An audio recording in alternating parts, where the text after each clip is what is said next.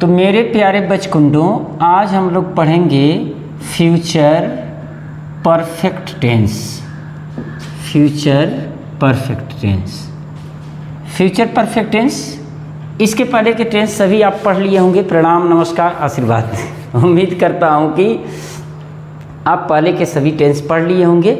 और ये टेंस जो है थोड़ा सा इम्पॉर्टेंट है, और वो है जो मैं आपको बताने जा रहा हूँ, ये खास करके उन विद्यार्थियों को ध्यान में रखते हुए मैंने बनाया है जो हिंदी मीडियम वाले हैं। क्योंकि हिंदी मीडियम वाले, जो हम हिंदी मीडियम वाले होते हैं, उनका थोड़ा पढ़ने का तरीका दूसरा होता है। पहले मैं आइडेंटिफिकेशन लिख देता हूँ। आइडेंटिफिकेशन, आइडेंटिफिकेशन मीन्स होता है पहचान। फ्यूचर क्या है? देखो, फ्यूचर है तो गा घी गे तो आएगा। हिंदी टू इंग्लिश हम लोग सीख रहे हैं। तो पहचान इसका जो है, पहचान है वाक्य। वाक्य का मतलब मुख्य क्रिया।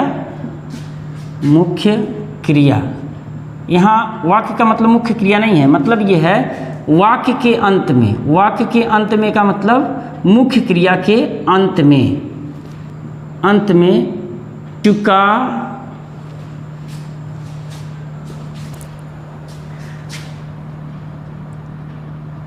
होगा, चुका होगा, चुकी होगी, चुकी होगी, चुके होंगे, चुके होंगे, इत्यादि आते हैं, इत्यादि आते हैं। अब देखो, केवल यही नहीं आते हैं। चुका होगा, चुकी होगी, चुके होंगे, केवल यही नहीं आते हैं। इसमें समय के साथ, समय के साथ तक, तक या पहले, तक या पहले आते हैं। जैसे थोड़ा सा डिफरेंस है। जैसे देखो, वह सोमवार तक, वह सोमवार तक, सोमवार तक अपना कार्य कर चुका होगा। वह सोमवार तक अपना कार्य कर चुका होगा। या ऐसे भी कह सकते हो कि वह सोमवार से पहले, सोमवार से पहले, सोमवार से पहले अपना कार्य, अपना कार्य कर चुका होगा। सोमवार से पहले अपना कार्य कर चुका होगा। तो इस तरह के, इसमें जो फ्यूचर परफेक्ट टेंस है उसमें तक और पहले आता है, और उसके बाद चुका होगा, चुकी होगी, चुके होंगे आएगा। तो ये है future perfect tense. Future perfect tense का पहचान तो आप समझ गए। अगर हम इसको सही से समझें तो फ्यूचर परफेक्ट का पहचान ये है कि फ्यूचर में, यानी कि भविष्य में, कोई काम किसी निश्चित समय में पूरा हो चुका होगा, यानी कि अब काम बचेगा नहीं, तो उसको हम फ्यूचर परफेक्ट टेंस बोलेंगे। तो ये तो हो गया पहचान। नियम, तो रूल क्या है? रूल यानी कि नियम। इसका नियम क्या है? आई तथा वी। दरअसल आई तथा वी का मतलब ये क्या है? फर्स्ट पर्सन है। फर्स्ट पर्सन, आई वी यानी फर्स्ट पर्सन के साथ शैल हैव। ये क्या है? Shall have. शैल हैव क्या है? हेल्पिंग वर्ब है ये, हेल्पिंग वर्ब। ठीक है। शैल हैव तथा second person, second person, second person में कौन आता है? यू, यू तथा थर्ड पर्सन, थर्ड पर्सन में कौन आता है? थर्ड पर्सन में ही, शी, इट, दे किसी का नाम और इस तरह के जितने भी रहेंगे वो सब के सब थर्ड पर्सन में आ जाएंगे। याद रखना, सेकंड पर्सन में यू, थर्ड पर्सन में ही, सी, इट, दे किसी का नाम, और भी बाकी जितने रहेंगे ये कहो कि आई, वी और यू को छोड़ करके बाकी सब के सब सारे के सारे नाउन प्रोनाउन जो सब्जेक्ट के रूप में काम करते हैं थर्ड पर्सन में आ जाएंगे। और सेकंड पर्सन में अकेला यू ही है और फर्स्ट पर्सन में आई और वी है। तो आई, वी के साथ शैल हैव का प्रयोग करेंगे तथा सेकंड पर्सन और थर्ड पर्सन के साथ विल हैव। ये विल हैव क्या है? अगर कोई पूछता है क्या है तो आप बोलोगे हेल्पिंग वर्ब है। विल हैव के साथ मेन वर्ब का थर्ड फॉर्म प्रयोग करते हैं। अच्छा, एक चीज़ और ध्यान देना कि हैव जिसके साथ रहेगा ना, चाहे विल हैव हो, चाहे शैल हैव हो, चाहे कुड हैव हो, चाहे वुड हैव हो, चाहे शुड हैव हो, या कुछ भी अगर हैव है तो हैव के साथ हमेशा वर्ब का थर्ड फॉर्म ही प्रयोग किया जाता है। तो अगर इसका स्ट्रक्चर देखें तो जो स्ट्रक्चर बनेगा अफर्मेटिव सेंटेंस का, जो स्ट्रक्चर बनेगा वो बनेगा कि सबसे पहले तो हम सब्जेक्ट लिखेंगे और सब्जेक्ट के बाद विल हैव या शैल हैव का प्रयोग करेंगे और इसके साथ मेन वर्ब का थर्ड फॉर्म प्रयोग करेंगे। उसके बाद ऑब्जेक्ट आएगा और उसके बाद अदर्स आएगा। तो ध्यान देना, सब्जेक्ट सबसे पहले रहेगा, उसके बाद विल हैव, शैल हैव, और जब भी विल हैव शैल हैव लगेगा तो मेन वर्ब का थर्ड फॉर्म, उसके बाद ऑब्जेक्ट और उसके बाद अदर्स का प्रयोग किया जाएगा। अगर आपको स्क्रीनशॉट लेना है तो स्क्रीनशॉट ले लो, या पाँच करके लिखना है तो लिख लो।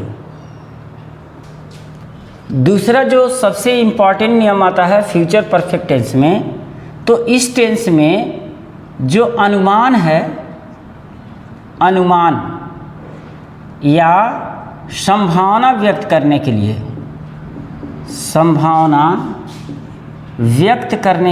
फ्यूचर में व्यक्त करने के लिए प्रयोग किया जाता है, अभी सारा नियम हम बता रहे हैं और सारे एग्जाम्पल से बता देते हैं। प्रयोग किया जाता है, जैसे देखो,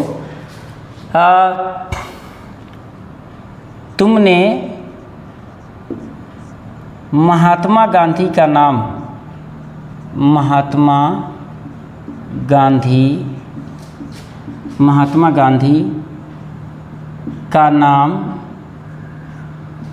सुना होगा।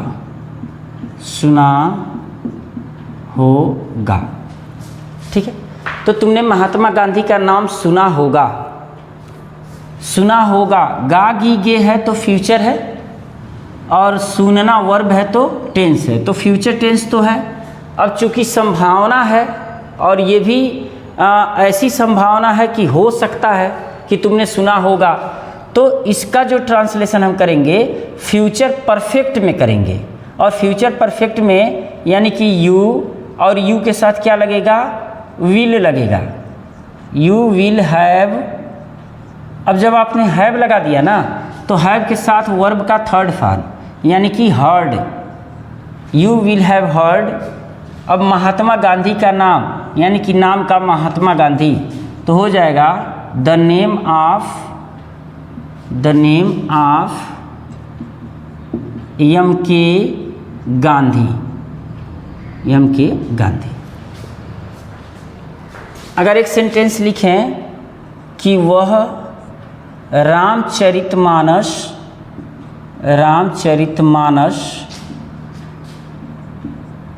पढ़ी होगी, वह रामचरितमानस पढ़ी होगी, तो कौन पढ़ी होगी? तो पता चलेगा सी, तो हम लिखेंगे सी। अब सी के साथ विल का प्रयोग करेंगे और इसके साथ हैव का प्रयोग करेंगे, क्योंकि ये थर्ड पर्सन है ना। अगर ये फर्स्ट पर्सन रहता तो शैल हैव का प्रयोग कर देते, तो she will have read the Ramcharitmanas, Ramcharitmanas. इसमें थोड़ा सा एक और है जो बेहतरीन है, वो ये है कि अगर इसी को हम थोड़ा सा इम्फेसाइज कर दें, इम्फेसाइज करने का मतलब थोड़ा जोर डाल दें, दबाव डाल दें, तो फिर इसका प्रयोग विल हैव नहीं प्रयोग होगा या शैल हैव प्रयोग नहीं होगा, मस्ट हैव का प्रयोग होगा। जैसे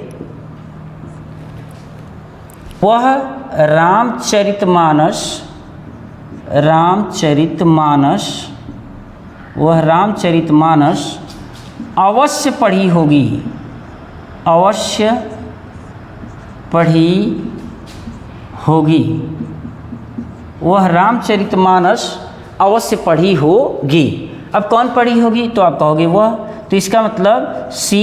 अब यहाँ विल हैव या शैल हैव का प्रयोग नहीं करेंगे, यहाँ मस्ट हैव का प्रयोग करेंगे, सी मस्ट हैव।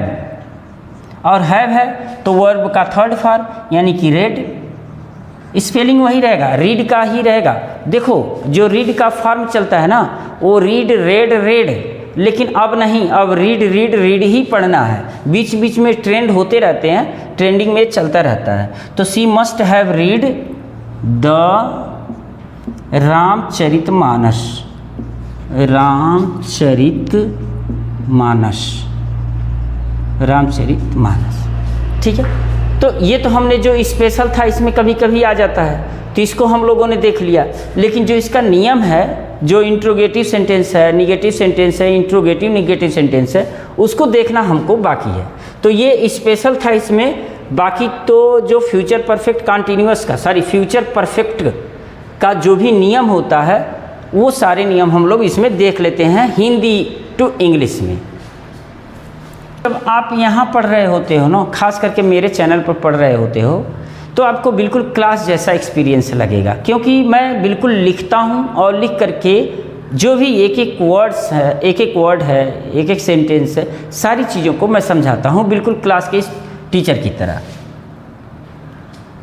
अब देखो, जैसे अगर अफर्मेटिव सेंटेंस की बात करें तो हम कहेंगे वह सोमवार तक, सोमवार तक, सोमवार तक आगरा पहुंच चुका होगा, पहुंच चुका होगा, वह सोमवार तक आगरा पहुंच चुका होगा। या हम इसको ऐसे भी बोल सकते हैं कि वह सोमवार तक आगरा जा चुका होगा, कोई दिक्कत नहीं है। अब कौन जा चुका होगा, तो आप कहोगे ही, तो ही के साथ विल का प्रयोग आप करोगे, ही विल और हैव, ही विल हैव। अब पहुंचना का होगा, रिच भी आप लगा सकते हो, विजिट भी लगा सकते हो और गो भी लगा सकते हो।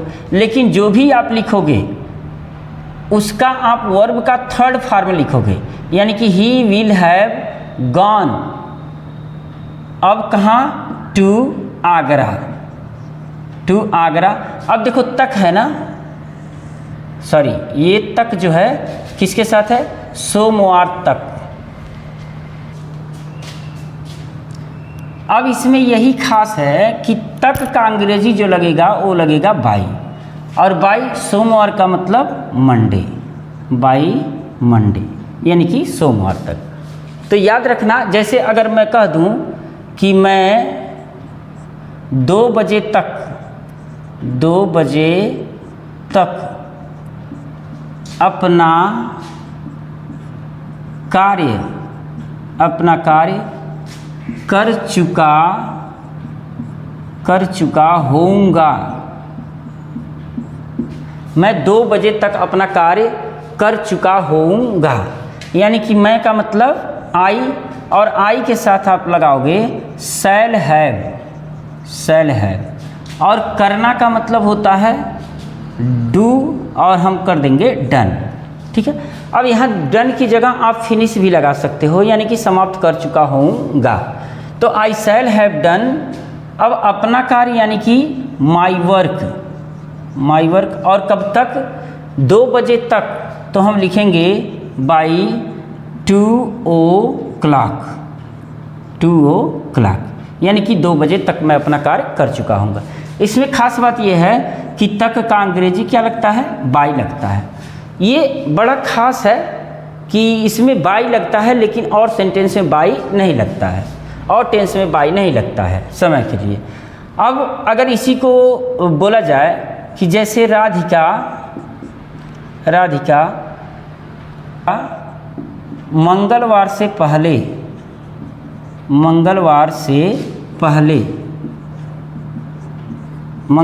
पहले अपना गृह कार्य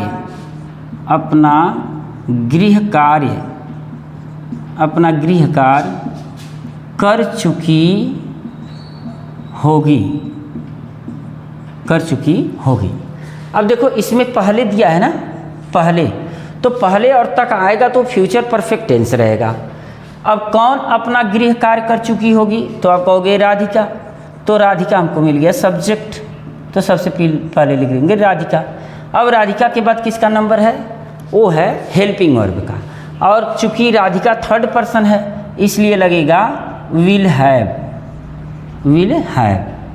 अब देखो करना है यानी कि डू, तो इसका थर्ड फॉर्म डन, और अपना कार्य यानी कि अपना गृह कार्य तो हो जाएगा हर का जो प्रयोग किया जाता है फेमिनाइन जेंडर के लिए, हर होमवर्क। और कब, मंगलवार से पहले, तो यहाँ लगाएंगे बिफोर ट्यूसडे, बिफोर ट्यूसडे। ठीक है, ये चीज़ समझ में आ गई होगी, आप स्क्रीनशॉट ले लो या नोट कर लो। अब हम देखेंगे निगेटिव सेंटेंस, इंट्रोगेटिव सेंटेंस और interrogative negative sentence. Negative sentence की बात की जाए तो जो निगेटिव सेंटेंस होता है, निगेटिव सेंटेंस केवल जो नॉट होता है ना वही निगेटिव सेंटेंस नहीं होता है, जिसमें निगेटिव वर्ड आ जाते हैं जो निगेशन का सेंस देते हैं, जो निगेशन का सेंस देते हैं उसे निगेटिव सेंटेंस कहते हैं। लेकिन खास करके हम लोग यहाँ निगेटिव सेंटेंस में देखेंगे कि जो सब्जेक्ट रहेगा, सब्जेक्ट के बाद जो विल रहेगा, इसके बाद नॉट का प्रयोग किया जाएगा, विल नॉट, और उसके बाद हैव का प्रयोग किया जाएगा। तो ये ध्यान देना है, जो नॉट एडवर्ब है ना वो ऑक्सिलरी वर्ब और मेन वर्ब के पहले लगाया जाता है, यानी कि दोनों के बीच में लगाया जाता है। ऑक्सिलरी वर्ब और मेन वर्ब के बीच में लगाया जाता है।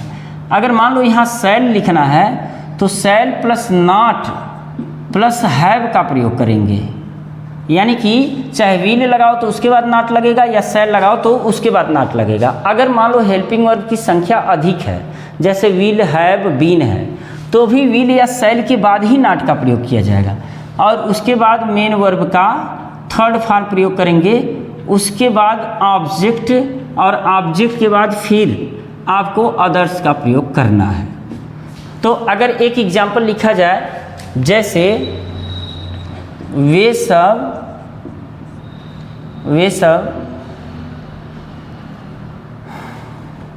बृहस्पतिवार तक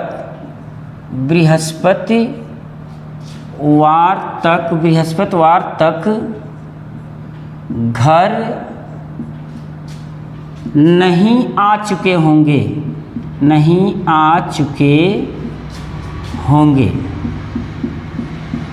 यानी कि वे सब बृहस्पतिवार तक घर नहीं आ चुके होंगे। अगर हम सब्जेक्ट की बात करें तो कौन नहीं आ चुके होंगे, तो आप कहोगे वे सब, तो हो जाएगा दे। अब दे के साथ क्या लगेगा, विल, और उसके बाद नहीं है ना तो not have, they will not have. अब आना का मतलब हो जाएगा कम, और कम का थर्ड फॉर्म होता है कम, केम, कम, यानी कि कम ही होता है, तो हो जाएगा they will not have come. अब कहाँ, टू, देखो जो टू का प्रयोग होता है ना, कम, गो और गेट के साथ टू का प्रयोग हमेशा किया जाता है। तो कम टू हाउस, और कब तक, बृहस्पतिवार तक, तो हो जाएगा बाई थर्सडे, बाई थर्सडे। ठीक है, बाय थर्सडे। और अगर इंट्रोगेटिव सेंटेंस की बात करें तो इसमें थोड़ा सा आपको ध्यान देना पड़ेगा। जो इंट्रोगेटिव सेंटेंस होता है ना, यह दो तरह का होता है। एक यस या नो टाइप्स, यस या नो टाइप्स इंट्रोगेटिव सेंटेंस, और एक होता है WS types interrogative sentence, WS types interrogative sentence, WS types interrogative sentence. अब आप कहो कि ये दोनों क्या है, तो ये तो है इंग्लिश मीडियम से, लेकिन हम लोग हिंदी मीडियम से समझेंगे कि यस या नो टाइप्स इंट्रोगेटिव सेंटेंस क्या होता है। यस या नो टाइप्स इंट्रोगेटिव सेंटेंस वह होता है जिसमें क्या पहले होता है। जैसे क्या राधिका 2 बजे तक आ चुकी होगी, या हम कह दें कि क्या मैं जनवरी तक पढ़ा चुका होऊंगा। और एक अगर लिख दिया जाए कि वह सोमवार तक क्या खा चुका होगा, तो जब क्या बीच में आ जाएगा ना, ये देखो जो ये क्या है, ये कब, कहाँ, कैसे, क्यों, कितना, किधर, यानी कि अगर हिंदी में हम बात करें तो कब, कहाँ, कैसे, कितना, क्यों, ये जितने हैं इंट्रोगेटिव वर्ड, ये सब के सब अगर ये बीच में आ जाएंगे ना किसी सेंटेंस के, तो WS टाइप्स इंट्रोगेटिव सेंटेंस होंगे। और अगर ये क्या पहले आएगा, केवल क्या की बात हो रही है ना, इसमें यस या नो टाइप्स में केवल क्या की बात हो रही है, और WS टाइप्स में कब, कहाँ, कैसे, क्यों, कितना, किधर, सब की बात हो रही है। तो जब क्या पहले आ जाएगा किसी सेंटेंस में तो उसको यस या नो टाइप्स इंट्रोगेटिव सेंटेंस कहेंगे। क्यों? क्योंकि इसका आप यस में या नो में जवाब दे सकते हैं। जैसे क्या राधिका 2 बजे तक आ चुकी होगी, तो आप कहोगे यस। हमने कहा क्या मैं जनवरी तक पढ़ा चुका होऊंगा, तो आप कहोगे नो। तो ये यस या नो में आप जवाब दे दोगे ना, इसलिए इसको यस या नो टाइप्स इंट्रोगेटिव सेंटेंस कहा जाता है। लेकिन इसका आप यस या नो में जवाब नहीं दे सकोगे। जैसे मैं कहूँ कि क्या मैं जनवरी तक क्यों पढ़ा चुका होऊंगा, तो आप कहोगे पता नहीं। आप यस या नो में जवाब नहीं दे पाओगे। तो यस या नो में जवाब नहीं दे पाओगे, पहला चीज़। दूसरा चीज़ ये है कि जो इंट्रोगेटिव वर्ड होते हैं ना, कब, कहाँ, कैसे, क्यों, कितना, किधर, इसका जब आप अंग्रेजी लिखोगे ना, तो या तो वो W से शुरू होंगे या तो एच से शुरू होंगे। जैसे W से शुरू होने का मतलब what, W, when, W, why, W, where, W। लेकिन जब कहोगे आप हाउ, तो एच। तो या तो W से शुरू होगा या तो एच से शुरू होगा, इसलिए इसको WS टाइप्स इंट्रोगेटिव सेंटेंस कहते हैं। अब बात मुझे लग रहा है कि आपको समझ में आ गई होगी। अब दूसरा पहलू आप देखो, जब क्या पहले हो ना, तो क्या की अंग्रेजी हम व्हाट नहीं लिखते हैं, तो फिर लिखते क्या है? तो जो इस टेंस में हेल्पिंग वर्ब लगेगा उसी को हम सबसे पहले लिख देंगे। तो आप कहोगे तो इसमें तो 2 हेल्पिंग वर्ब लगेगा, तो हम कहेंगे ठीक है 2 हेल्पिंग वर्ब लगेगा। तो क्या दोनों को पहले लिखना है? नहीं, उसमें से एक हेल्पिंग वर्ब को सबसे पहले लिखना है, और बाकी जो सब्जेक्ट रहेगा और फिर जो वर्ब रहेगा, ऑब्जेक्ट रहेगा, उसको उसी सीक्वेंस में रखना है। जैसे अब क्या राधिका 2 बजे तक आ चुकी होगी, तो क्या की अंग्रेजी राधिका के अकॉर्डिंग क्या लगेगा? विल हैव लगेगा। तो आप विल सबसे पहले लिख दो, विल। ठीक है, विल आपने सबसे पहले लिख दिया। अब आपको यहाँ से चिंता मुक्त हो जाना है। अब आपको ढूंढना है सब्जेक्ट। तो आप कहोगे कि कौन आ चुकी होगी, तो पता चलेगा राधिका। तो आप सबसे पहले राधिका लिख दो, राधिका, राधिका। अब विल के साथ हैव का प्रयोग होगा, तो हैव लिखना चाहिए, हैव। अब आना यानी कि कम, विल हैव कम। अब 2 बजे तक यानी कि तक का अंग्रेजी हो जाएगा बाई और 2 o'clock, बाई 2 o'clock। अब यहाँ देखो, क्या मैं जनवरी तक पढ़ चुका होऊंगा, अब यहाँ क्या की अंग्रेजी विल नहीं लगेगा, क्योंकि मैं के अकॉर्डिंग क्या लगेगा, शैल लगता है। तो हम सबसे पहले शैल लिखेंगे, शैल।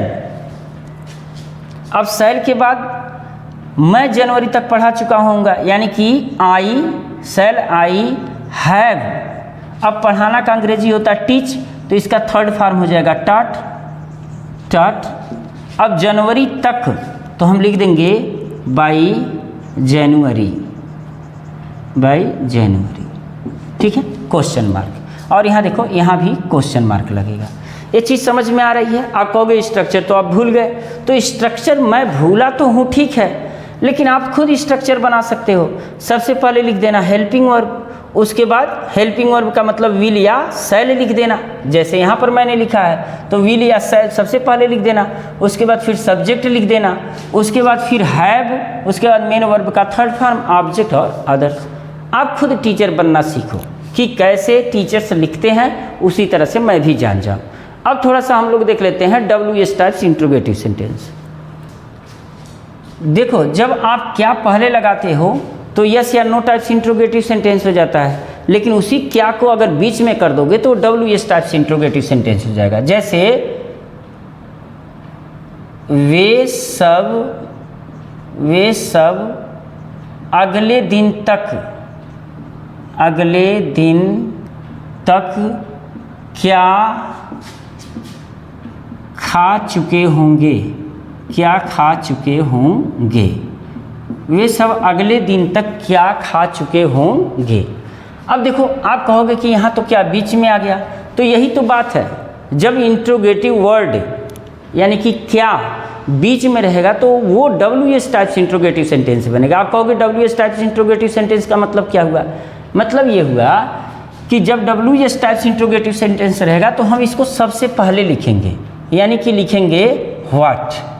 अब व्हाट ही नहीं, अगर यहाँ कब रहेगा तो व्हेन लिखेंगे, कहाँ रहेगा तो वेयर लिखेंगे, क्यों रहेगा तो व्हाई लिखेंगे, और इसके तुरंत बाद जो है हम हेल्पिंग वर्ब का प्रयोग करेंगे। हेल्पिंग वर्ब का मतलब वे सब के अकॉर्डिंग दे के साथ विल हैव का प्रयोग होगा, तो हम यहाँ विल को पहले लिखेंगे, दे विल।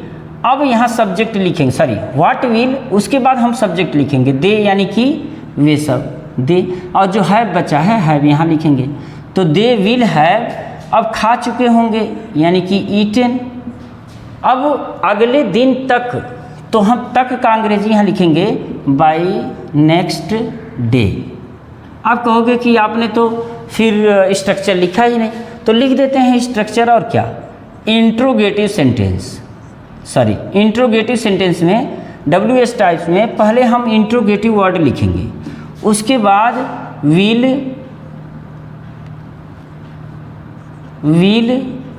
या शैल लिखेंगे, विल या शैल।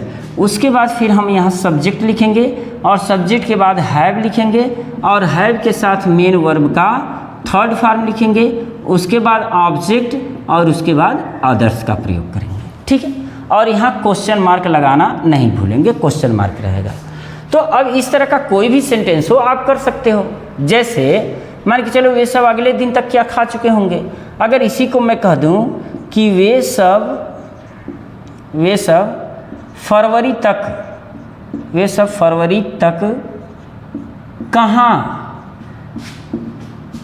कहाँ जा चुके होंगे, वे सब फरवरी तक कहाँ जा चुके होंगे।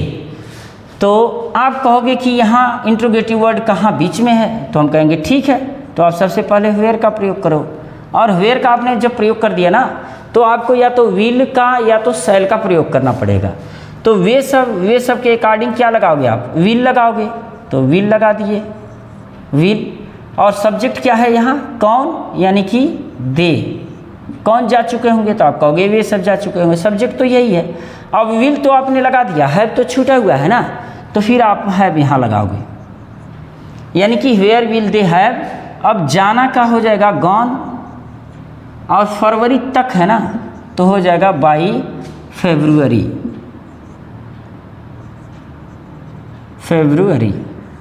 ठीक है।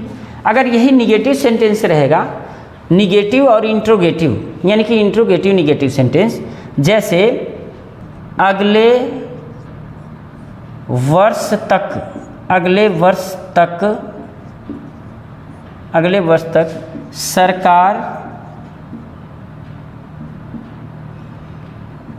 सरकार अपने वादे क्यों नहीं पूरा कर चुकी होगी। ठीक है। आप कहोगे इंट्रोगेटिव सेंटेंस तो है और क्यों जो है वो भी बीच में है, तो आप क्यों की अंग्रेजी सबसे पहले लिखो। तो देखो ऐसे सेंटेंस का जब कब, कहाँ, क्यों, कितना, किधर बीच में हो, तो इसकी अंग्रेजी आप सबसे पहले लिखो, यानी कि व्हाई। अब व्हाई के बाद आपको यहाँ हेल्पिंग वर्ब की ज़रूरत है, तो आप परेशान रहोगे कि हम विल लिखें कि शैल लिखें। तो भाई इसके लिए आप देखो सरकार क्या है, सिंगुलर है कि प्लूरल है, ये नहीं देखना है।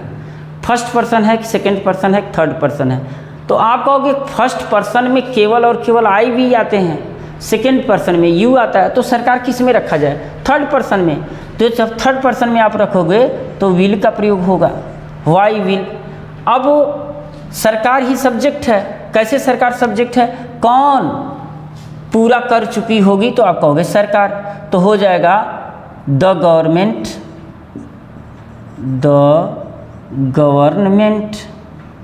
गवर्नमेंट। अब विल के साथ या शैल के साथ हैव का प्रयोग होगा, हैव। अब क्या पूरा करना होगा, अपने वादे, हैव कंप्लीट, तो कंप्लीट माने पूरा करना, तो इसको हम थर्ड फॉर्म में बदल देंगे कंप्लीटेड। और क्या, अच्छा यहाँ देखो नहीं भी है ना, नहीं, तो जो नहीं का प्रयोग होगा तो हेल्पिंग वर्ब के बाद होगा, और हेल्पिंग वर्ब इसमें दो हैं, यानी कि विल और हैव। तो यहाँ जो है विल के बाद तो नहीं लगेगा, लेकिन सब्जेक्ट के बाद यहाँ नॉट लगेगा। देखो मैं भूल रहा था और इसी को मैं समझा रहा हूँ, होता है मिस्टेक। तो why will they the government not have completed. अब अपने वादे, यानी कि यहाँ इट्स का प्रयोग किया जाएगा, इट्स प्रॉमिस। ठीक है। देखो इट का प्रयोग जो होता है ये, अब सरकार मान लो स्त्री या पुरुष दोनों में से तो एक है नहीं, तो जो नॉन लिविंग थिंग होता है उसके साथ हम इट का प्रयोग करते हैं, इट्स का प्रयोग करते हैं और पजेसिव एडजेक्टिव में। तो खास करके मुझे लग रहा कि फ्यूचर परफेक्ट टेंस का मैंने सारा एग्जाम्पल तो बता दिया है। अगर मैं कुछ भूला होऊंगा तो आप कमेंट में ज़रूर लिखिएगा। वीडियो आपको कैसा लगा कमेंट ज़रूर लिखिए, और अगर अंग्रेजी पढ़ने वाले हैं तो चैनल को सब्सक्राइब, वीडियो को लाइक और मित्रों में शेयर ज़रूर कीजिए। मिलते हैं नेक्स्ट वीडियो में छोटे से ब्रेक के बाद, और वीडियो देखने के लिए थैंक्स।